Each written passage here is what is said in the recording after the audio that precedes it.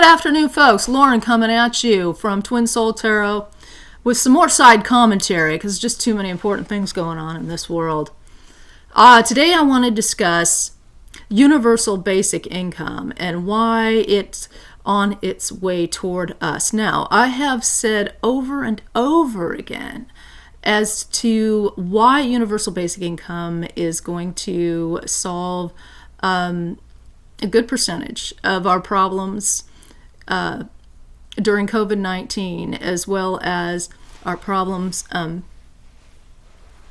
in general about eliminating poverty in a process that begins with universal basic income. Now, I have here 3 arguments against a universal basic income that I want to discuss today. And I'm going to read you each, and then I'm going to deliver the reasons why they don't make any sense. And feel free to leave comments down below, especially if you disagree, because we want to get the conversation started. Now, before I go into this article, I do want to preface this with the fact that not only is universal basic income being talked about amongst different factions right now. There is a guy named Andrew Yang, who has been a successful entrepreneur and a guy who has owned a nonprofit for a long time now, and he has been running for president, and he's no longer running for president, but he was going to run on a universal basic income platform.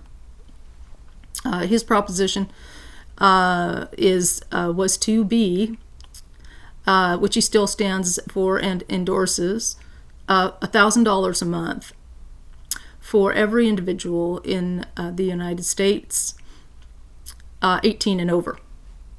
So there's no other qualifications for that. You just have to be of legal adult age. Now, all right, so we're going to go into 3 arguments, like I said. And I do want to say this, that on my channel, you will never get clickbait. There may be just like 10 people even watching this, but you will never get a clickbait from me. You're always going to hear this truth as 100%, as much as I can give it to you. You're going to hear the truth on my channel. I also try to give you the very latest news. So, without further ado, let's go into 3 arguments against universal basic income. So, every so often a new study is released concluding that a universal basic income is needed to fix this country's welfare system. Most recently, the Roosevelt Institute claimed that switching to a UBI system actually would grow the economy by 2.5 trillion by the year 2025. Well, then the claim is that this study is so full of hypothetical situations in which Americans receive a UBI of varying amounts. The research concludes that the higher the UBI, the more prosperous the economy. But like many UBI apologists, the study misses the major problems with such a system. Here are the main ones. Okay, here we go. It's expensive. Proponents claim that the UBI would be an effective replacement for the country's bloated welfare apparatus, and so would actually reduce overall costs. Unfortunately, a welfare state by any other name is still a welfare state. And the UBI is just replacing one pricey system for another. And unlike the current welfare state, which has standards for determining who qualifies for certain aid, the UBI would be given to everyone. This would dramatically increase the pool of citizens receiving benefits from the state and inflict mass expense across the board. Okay? The Roosevelt Institute study posits 2 different ways to fund the UBI, but neither would benefit the national economy or the taxpayer. The study's positive findings of economic stimulation are only applicable if the program is funded by increasing the federal deficit. So basically, in order to grow our economy, we must first plunge the American people even further into debt. The second scenario presented in the report was a UBI funded through increased taxation. In this instance, the study found no net benefit to the overall national economy.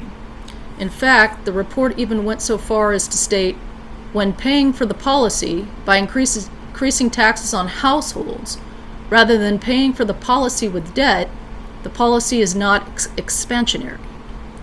In effect, it is giving to households with one hand what is taking away with the other. There is no net effect. Okay, there would be an effect, however, on the American taxpayer when the Resolution Foundation, a think tank in the UK, crunched the numbers to see what the cost would be to the taxpayer. They found that the amount paid would actually be much more than the amount received. Wow, this is quite long.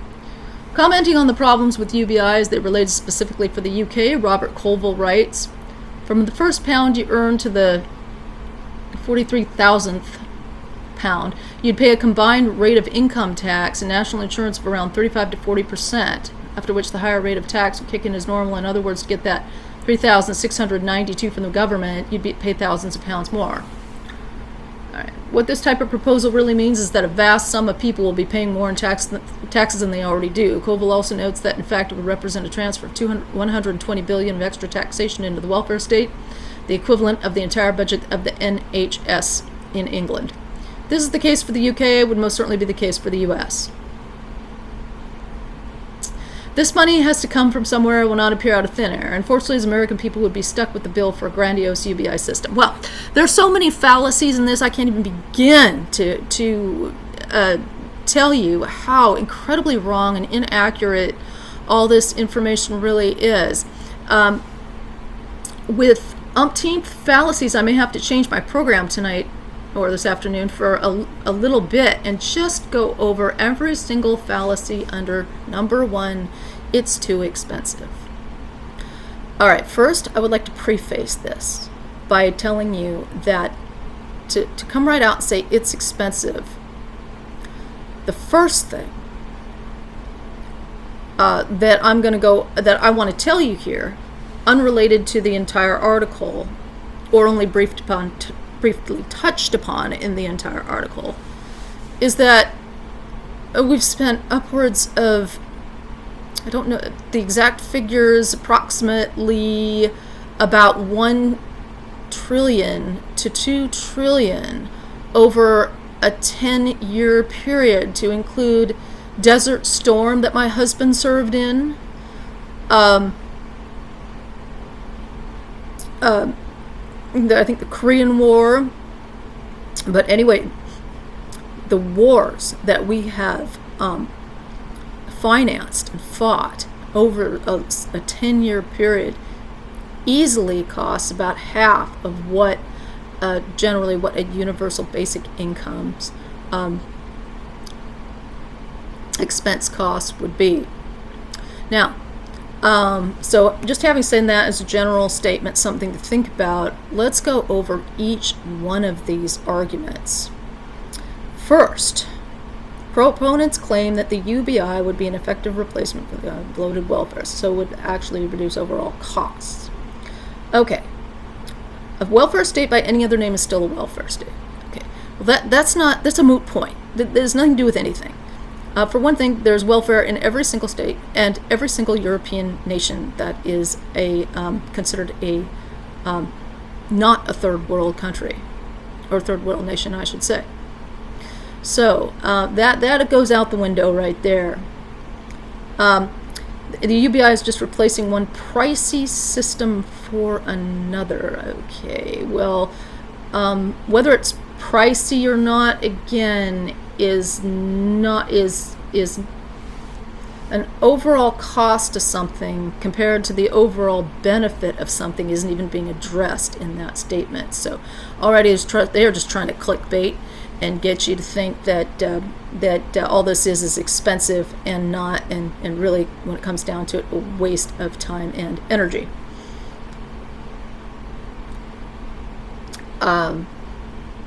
And unlike the current welfare state, which has standards for determining qualifies for certain aid, a UBI would be given to everyone.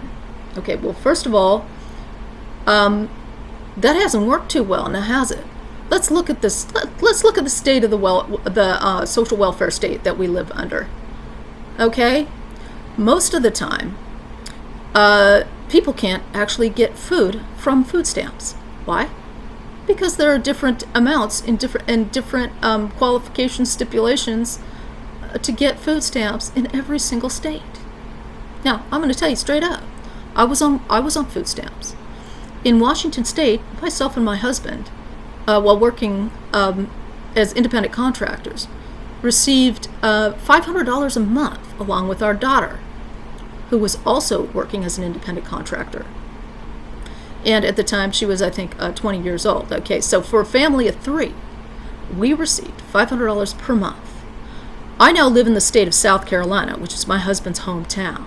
Okay, you can't even get $100 a month during COVID-19 in the state of South Carolina right now. If that doesn't show what's wrong with the welfare system as an overall so-called answer to our problems, I don't know what does. Okay, all right, so let's move on, shall we? This would dramatically increase the pool of citizens receiving benefits from the state.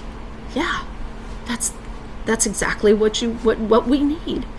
And inflict massive expenses across the board. Inflict it, huh? Like it was some kind of, like this would be. Do you know the word inflict is only is a reference to anything that is violent? Okay, inflict massive expenses, usually associated, that word inflict is usually associated with violence, as though this were a violent thing that we would be doing to everyone. The violence is poverty. The violence is the fact that people do not have enough to eat first, and then also they don't have the security to know whether or not they're going to be able to keep their homes, and whether they're going to be on the street or not. The threat of that is what is truly violent. Okay, all right, so let's move on. All right, the Roosevelt Institute study posits 2 different ways to fund the UBI, but neither would benefit the national economy or the taxpayer. The study's positive findings of economic stimulation are only applicable if the program is funded by increasing the federal deficit. So this is as though this were a program that, oh my goodness, we shouldn't look at this. This is going to increase the federal deficit. This is where I come back to my preface statement about war. If that doesn't increase the federal deficit, what does, right? I mean, come on, let's be the slightest bit real about this, okay? All right, so basically, in order to grow our economy, we must first plunge the American people into further debt. Well, guess what? Yes, you absolutely have to give in order to get. You absolutely have to sacrifice in order to have something worthwhile. Guess what? It's the exact same process as, say, building a business, where you have to borrow the money in order to start that business, and you have to give up to 50 hours a week, or maybe 60, and you may have a family that also needs your attention. And so guess what? You have to actually sacrifice. Yeah, it takes some sacrifice to go forward with a program such as this. Yes, it does. Okay, so yeah, you might have to, it might be a little bit expensive. It just might be. Gee, maybe we should cut the salary of the Senate right now, and as well as the House of Representatives. Maybe we should cut Congress' salary right now.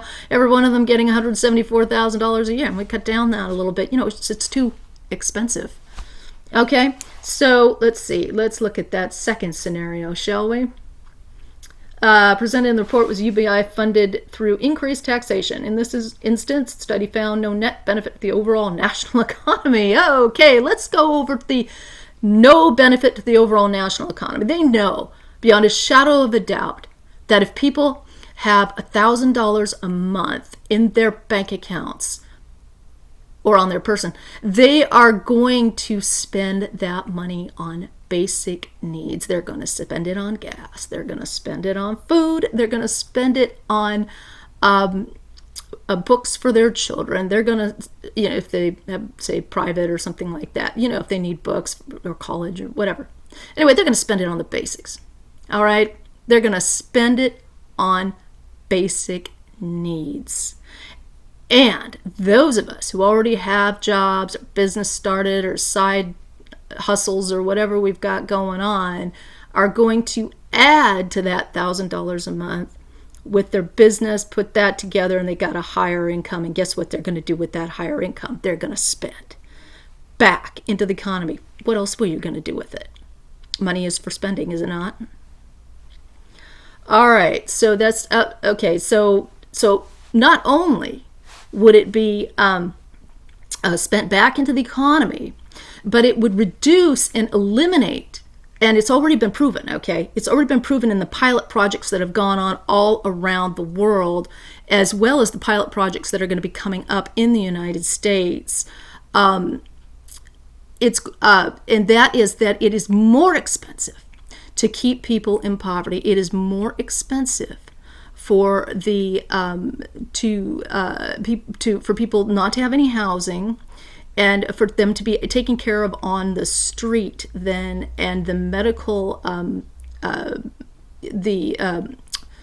mental welfare of people, and how much expense is involved in taking care of them, their pills, their food, their rent. It is easier and less expensive to move people out of poverty. Why?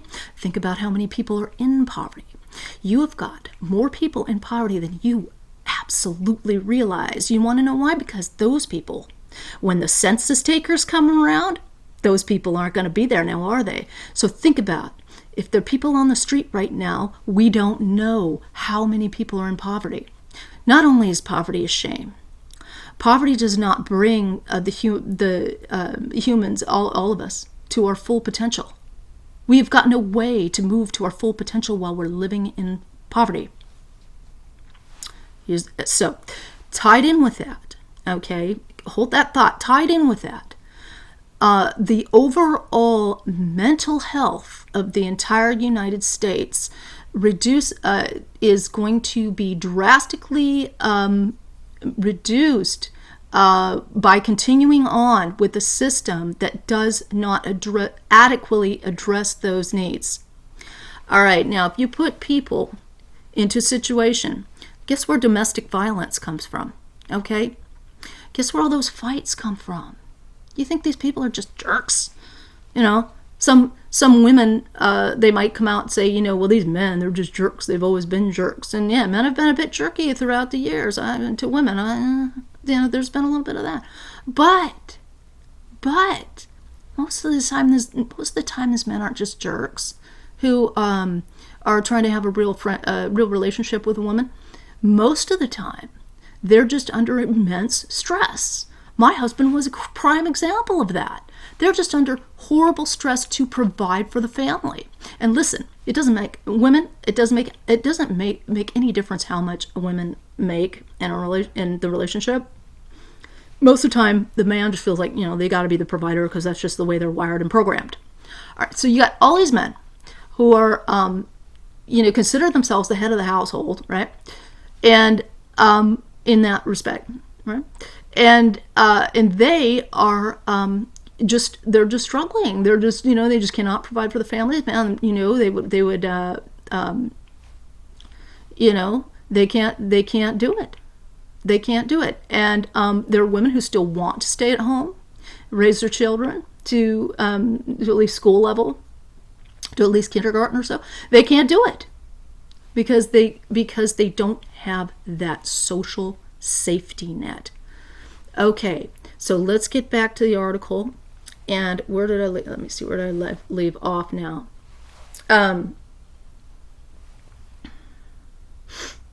All right, the next part of this is the think tank in the UK. I'm going to skip that whole thing. That's so irrelevant, and then they try to compare the UK with the United States, which, come on, people, you can't compare the UK with the United States. It's an entirely different population base.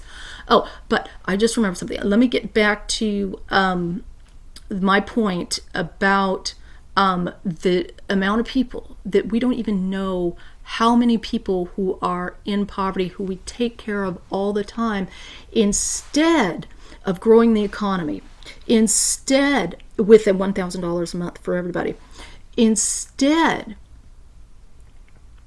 of moving side hustles into larger businesses and employing more people. That is stimulating the economy. That is growing the economy overall. So it just, I mean, I've got to say this. I've just got to say this, okay? They're just afraid of the new. They're afraid of change.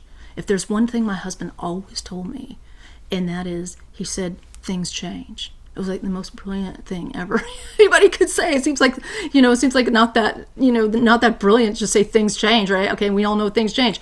But things change, Things really do change. And so this universal basic income, phasing into it, is no exception. All right, so I'm going to skip right over that UK business because that's really not really very important. Okay. All right, so we're going to wrap this up with this money has to come from somewhere. It will not appear out of thin air. Okay, that's, again, not relevant. No money appears out of thin air unless you look at the printing press like, helicopter bin and flying, all the money floating down from the sky. But it doesn't come out of thin air, does it? It's created on a press. And unfortunately, it is the American people who would be stuck with the bill for a grandiose UBI system. Okay, grandiose.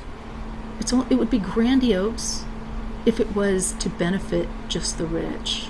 That's what would be grandiose. Okay, we already see how our hard work daily benefits the rich, and the rich, they don't get anything at all. If everybody would say to stop working, right? I'm not advocating it, okay? If everybody was to say stop working right this minute, the whole thing would go crumbling. So my point is that no matter how far removed these people think they are, being multi-millionaires, multi-billionaires, okay, they're not that far removed. Because even if they never see a grocery store because their butler goes to the grocery store, comes back with all the groceries, right? Okay, they never see that grocery store. Well, they're just one step away. They're one person away from actually seeing the reality of that person standing behind the counter who's making that $10 to $12 an hour, who can barely go home, barely feed their family on that, and really does not have the hope of the American dream on that salary alone. They ain't gonna be buying a house. Okay? So, not on that salary, not by themselves. Alright, so you tell me what's grandiose. Yeah, we know what's grandiose. I had a friend of mine, little background on me too, pertaining to all of this, and that is I am a former Zeitgeist Seattle coordinator. We had some discussions about universal basic income as well as doing away with the money system altogether. And again, I'm not advocating that right now. I'm just relating my my experience is all. And so anyway, we like I was saying, we would talk about a universal basic income to an extent, because the pilot programs were beginning to take off. And there's one in Finland took place. There was another in Canada. There's another somewhere else. And of course, as we all know, Alaska already gets their permanent fund every year coming from oil salaries and whatnot. So oil benefits. So they get that, and every single year, and that's worked out just fine. And but kind of lost my train of thought. But anyway, But yeah, let me get back to this. I can't stress enough, okay, what I stressed before. Okay, I'm going to go ahead and stress it again, okay? And that is that we don't know how many people are poor. And if all those people were assimilated into the workforce and into the growing economy, those people would be adding to the economy instead of taking away from it by getting $1,000 a month. Okay? All right, so now, this is the other thing to consider, apart from this article over here, okay? I think we've covered this entire article now. Let's see here. Yes, we've covered this whole, not the entire article, I meant the first part of the article, sorry. The number one argument, it being too expensive. It's out the window. It's just, it doesn't hold water. It doesn't even hold water about being too expensive. What's too expensive is to keep everyone in poverty. I know I didn't quite go over that, but you know what? If you'll be patient with me, I can definitely find you. This is I used to call this off the cuff commentary, because I just, I find stuff right away. Even I just do this live, and it's just coming right at you. So let me see here. Yeah, I appreciate your patience. I don't have what other people have right now, which is a camera. I have a laptop, so I can't splice stuff together and all that stuff. I can't use a camera, look at a computer, and then switch back. I can't do all that. So I'm just on my phone. All right. So, but what I want to say is that. What I want to tell you is that poverty costs more.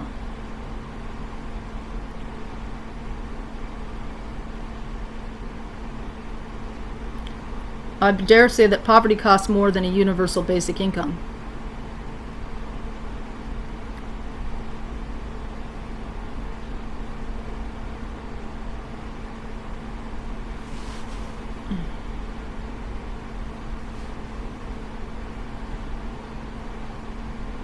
Let's look at how much poverty actually costs in the United States.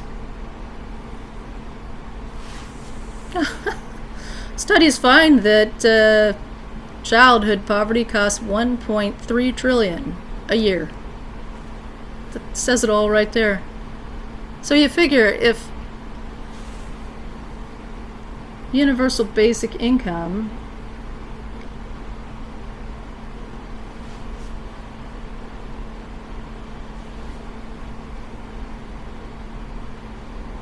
let's look at what universal basic income might cost per year. Now, there's something I need to tell you about universal basic income too, and that's how so we're going to talk about now about how specifically universal basic income would be funded.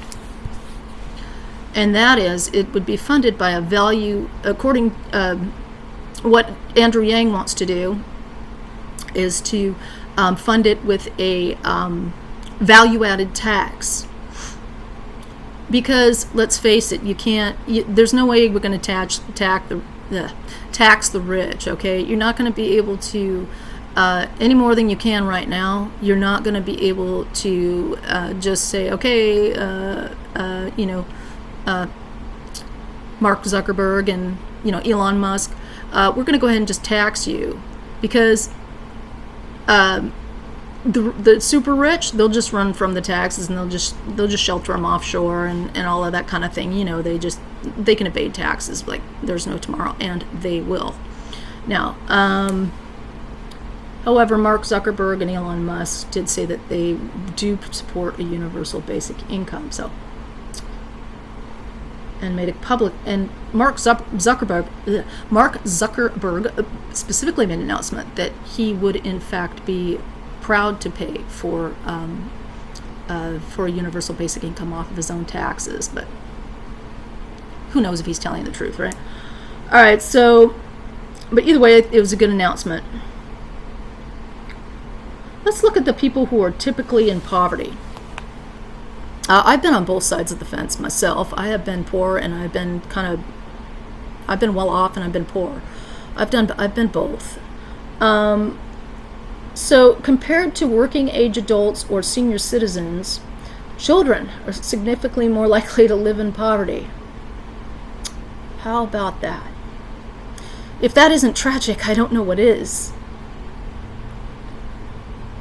18.4% of Americans under age 18 live in poverty, compared to 12.6% of 18 to 64-year-olds, and 9.3% of senior citizens under age 18.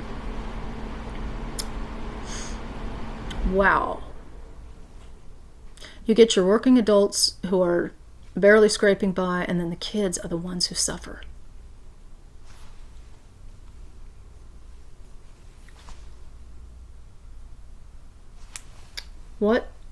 Who is more likely?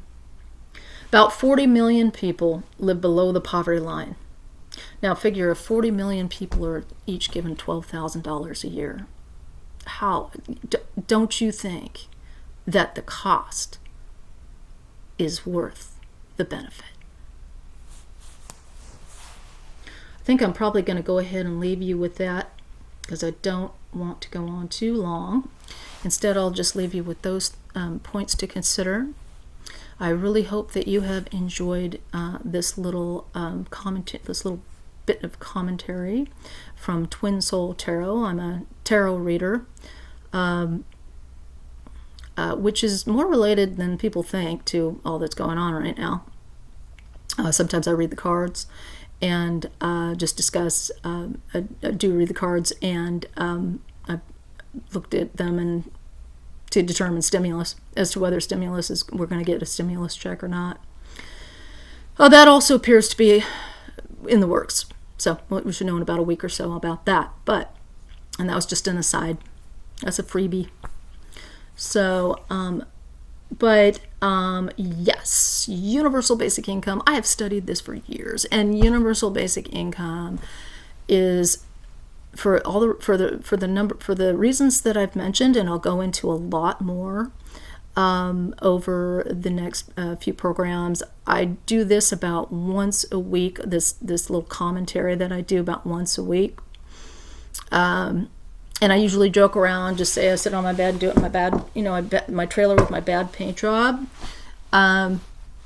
because I want to be presented as a working hard. I want to show myself as a working American who is as completely honest as I can possibly be with folks. I'm just not here to I'm not here to gain a popularity contest, though I would like more people to like and subscribe to my channel, because I can tell you one thing: universal basic income is on the way. It's going to happen. It's just a matter of when. It is going to be the reality. Why? And you know what? There's even a spiritual reason behind it all. Being from myself, being Twin Soul Tarot, and also having studied a lot of spiritual, having an education and having the bachelor's in sociology as well as psychology, as well as studied on my own a lot of religions and whatnot. There's a basic precept, basic concept that in most of our religions, that we're basically good. We're basically good people who have the choice to do good or do evil. The reality thing is that universal basic income is moral. It is the moral decision, and because we are basically moral, even though we have the choice to do good, do right, or do wrong, we're not born evil. What I'm saying is, let me clarify on this, because I just want to make perfectly clear on about this, and that is that we're just not born with a gun in our hand. We're not born with an evil thought like, okay, I think I want to choke my mother. It doesn't happen. We're not that. We aren't that, and that's why life is so precious and so beautiful and so sacred. Okay, so so universal basic income is actually the next step of morality that happens to grow the economy. It's the next step of moving the entire human race toward a more prosperous and more equal society. So I'm just okay. I already said I was going to cut off, but I want to leave you with that overall thought, as well as my other observations in this and arguments for a universal basic income. All right, so like I said, if you got something out of it, please like and subscribe. This is Lauren signing off from Twin Soul Tarot, and I hope you all have a wonderful day and keep safe out there. And love y'all. Bye now.